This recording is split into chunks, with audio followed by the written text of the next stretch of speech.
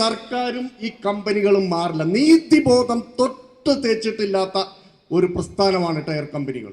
നമ്മൾ ഇൻഫാം ഒരു കേസ് കൊടുത്തു, റബ്ബറിൻ്റെ താങ്ങുവില വർഷങ്ങളായി അത് വർദ്ധിപ്പിക്കണമെന്ന് പറഞ്ഞ് നമ്മൾ കേരള ഹൈക്കോടതിയിൽ മരിച്ചുപോയ നമ്മുടെ മേച്ചേരി വക്കീൽ വഴി ഒരു ഹർജി ഫയൽ ചെയ്തു. പിറ്റേ ആഴ്ചയിൽ അതിൽ കക്ഷി ചേർന്ന ആത്മയാണ്, ഈ ടയർ ലോബിയുടെ സംഘടനയാണ്, ഓട്ടോമാറ്റിക് ടയർ മാനുഫാക്ചേഴ്സ് അസോസിയേഷൻ നേരിട്ട് വന്ന് കക്ഷി ചേരുകയാണ്.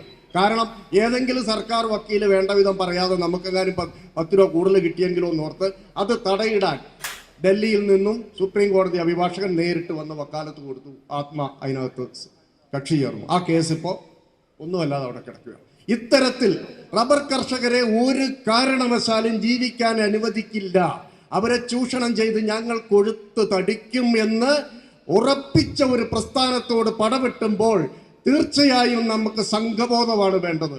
സംഘടിതരായി മാത്രമേ ഈ ലോബിയെ നേരിടാനാവൂ.